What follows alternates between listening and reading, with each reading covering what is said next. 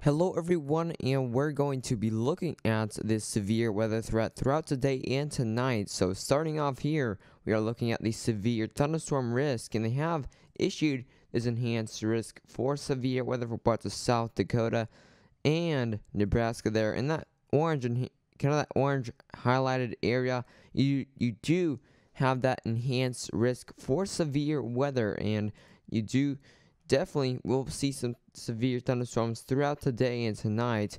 And there's also that slight risk of severe weather, which is in the yellow.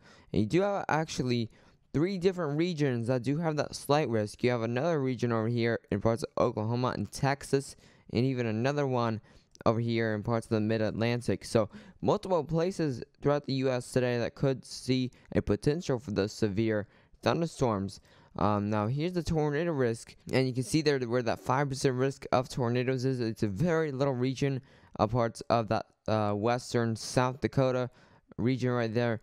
That's where you could see a couple of tornadoes possible, but I do not expect this to be any type of tornado outbreak. Here's that 2% risk of tornadoes. You could see 1 or 2 isolated spin-ups within that region also, and also another kind of a region for that 2% risk of tornadoes. So tornado-wise, it's not going to be very high throughout today. Here's the hail risk, and you do have a pretty big hail risk with that 30% chance and the significant chance for that hail. You can definitely see up to 2-inch plus size hail within that kind of region. And over here, you can see up to golf ball size hail within the yellow highlighted area, and up to golf ball size hail within this other yellow highlighted area. And within the green highlighted area, you do have up to around quarter size hail possible within those storms. Lastly, here's the wind risk throughout today, and wind risk is not going to be very high. You do have up to 60 mile per hour gusts within these yellow areas. So over here in parts of the plains, you do have up to around 60 mile per hour gusts within those storms. Also another region down here in parts of Oklahoma and Texas, you also do have up to around 60 mile per hour gusts within those storms. And lastly, the mid-Atlantic region, you also do have a possibility for up to around 60 mile per hour gusts within those storms.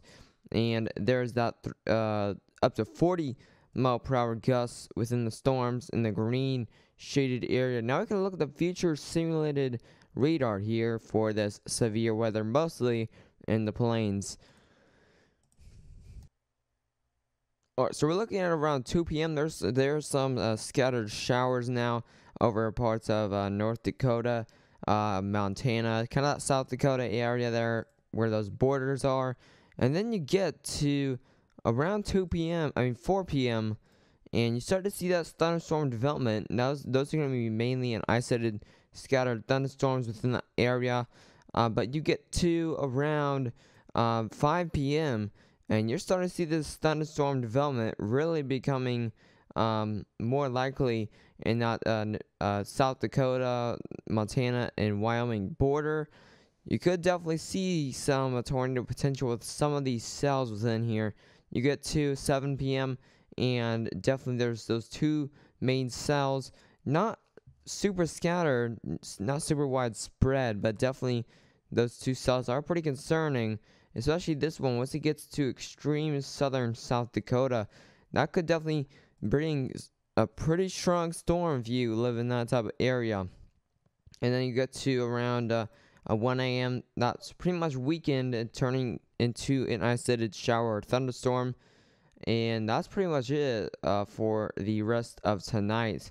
So definitely not anything too widespread, but there's that enhanced risk of severe thunderstorms across that type of region. So, and that's where that 5% risk of tornadoes is, right in here. And that's where that cell is tracking in that kind of that South Dakota area. So that cell could definitely bring some tornado potential. And down here, over here in Oklahoma and Texas, here's the simulated future radar for there where that slight risk is.